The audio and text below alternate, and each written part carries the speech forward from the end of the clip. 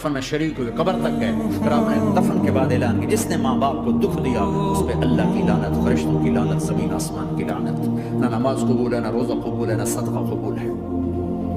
کبیرہ شراب سے بچو، نشوں سے بچو، جھوٹ سے بچو، جھوٹ سے بچو، جھوٹ سے بچو، جھوٹ سے بچو۔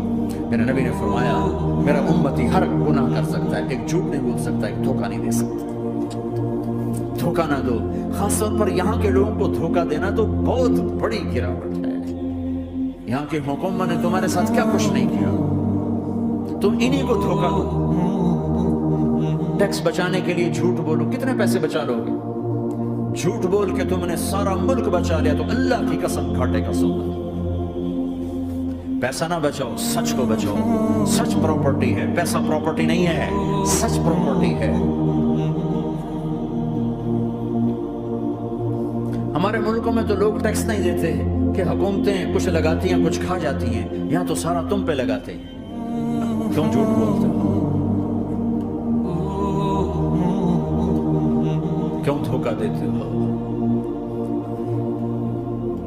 احسان دانش کی کتاب زندگی میں ایک واقعہ میں نے پڑھا کہ جب انگریز کی حکومت تھی ہندوستان پہ تو ایک دلی میں ایک گرو تھا جو جیب کترا تھا، اس کے آگے چیلے تھے جو جیب کاٹ کے کمائی دیتے تھے۔ تو ایک دن ایک اس کا چیلا یعنی ایک لڑکا 2 روپے لے کر آیا، تو اس کے ٹیچر نے اس کو ڈانٹا کہ اتنے تھوڑے پیسے آج لائے، صرف 2 روپے۔ تو اس نے کہا استاد جی آج بڑا موٹا مال پکڑا تھا، آج ایک انگریز کی جیب کاٹی تھی، بڑے پیسے تھے۔ لیکن جب میں 4 قدم چلا تو مجھے خیال آیا کہ اگر قیامت کے دن عیسیٰ علیہ السلام نے میرے نبی کو تانا دے دیا، گلہ دے دیا کہ آپ کے امتی نے میرے امتی کی جیب کاٹی تھی، تو پھر میں اپنے نبی کو کیا جواب دوں؟ اور میرا نبی میری وجہ سے شرمندہ ہو کہ بس اس شرم میں جا کر میں نے اس کو واپس دے دیے اور یہ اپنے کے 2 روپے کھسکا کے لایا۔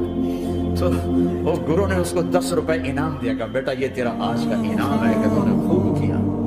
تو تمہارا ان لوگوں سے واسطہ ہے، عیسیٰ علیہ السلام تانا دے بیٹھے تو کدھر جاؤ؟ جھوٹ نہ بولو چاہے سب کچھ دینا پڑ جائے، جھوٹ بول کے پیسہ نہ بچاؤ، دھوکہ دے کے کاغذات نہ بناؤ۔ یہاں کی لڑکیوں سے اس لیے شادی کرنا کہ میرے کاغذات بن جائیں، اللہ کے واسطے ایسی ذلت کے کام نہ کرو۔ میرے نبی نے فرمایا جس نے دھوکہ دیا میری امت سے نکل گیا۔ نماز چھوڑنے پر کہا اس نے کفر کیا، جس نے نماز چھوڑی کفر کیا، اور جس نے دھوکہ دیا میری امت سے نکل گیا۔ من غش فلیس منا۔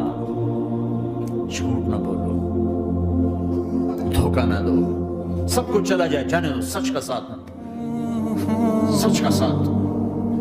ابن خراش رحمۃ اللہ علیہ کے بارے میں مشہور تھا، زندگی بھر کبھی جھوٹ نہیں بولا۔ حجاج کا زمانہ، ان کے 2 بیٹے حجاج کے خلاف جنگ میں شریک ہوئے، پھر ان کو شکست ہو گئی، وہ بھاگ گئے، پھر چھپتے چھپاتے گھر پہنچ گئے۔ CID نے بتایا کہ وہ گھر آ گئے، تو حجاج نے کہا آج ابن خراش کا امتحان لو۔ ان کو بلا لیا، کہنے لگا ابن خراش وہ تیرے 2 بیٹے ہمارے خلاف جنگ میں شریک ہوئے تھے، وہ بھاگ گئے تھے، ان کی کوئی خبر ہے کہاں ہے؟ تو انہوں نے مسکرا کر فرمایا کہ حجاج زندگی موت تو اللہ کے ہاتھ میں، گھر آ چکے ہیں، گھر میں ہیں، ابھی کہیں چھوڑ کے آیا ہوں۔ تو حجاج نے کہا تیرے سچ پر تیرے بیٹے تجھے ہدیہ کرتا ہوں، اگر تو جھوٹ بولتا تیرا سر بھی اڑا دیتا، تیرے بچوں کا سر بھی اڑا دیتا، تیرے سچ پہ تجھے تیرے بیٹے تحفہ دیتا۔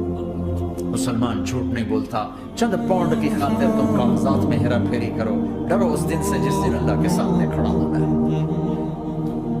یہاں کے پیپر بنانے کے لیے یہاں کی لڑکیوں کو دھوکہ دو، ڈرو اس دن سے جس دن اللہ کے سامنے کھڑے ہونا ہوگا۔ عیسیٰ علیہ السلام کا تانا اگر گلا آ گیا نبی کو تو کدھر جاؤ گے؟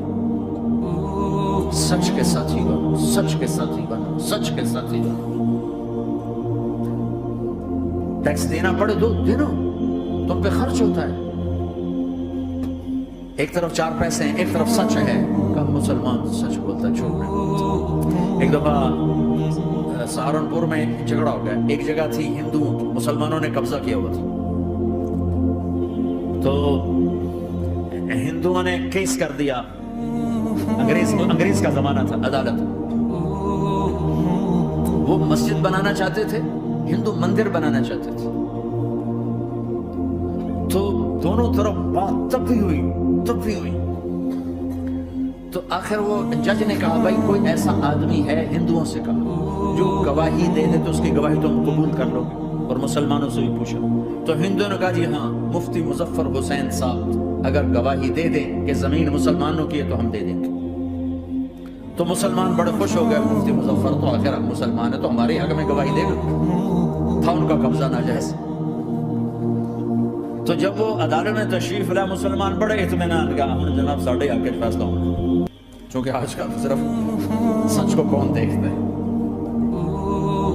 تو انگریز جج نے پوچھا ہاں جی مفتی صاحب آپ کیا کہتے ہیں. فرمانے لگے دیکھو جج صاحب یہ زمین ہندوؤں کی ہے اور مسلمانوں نے قبضہ کیا.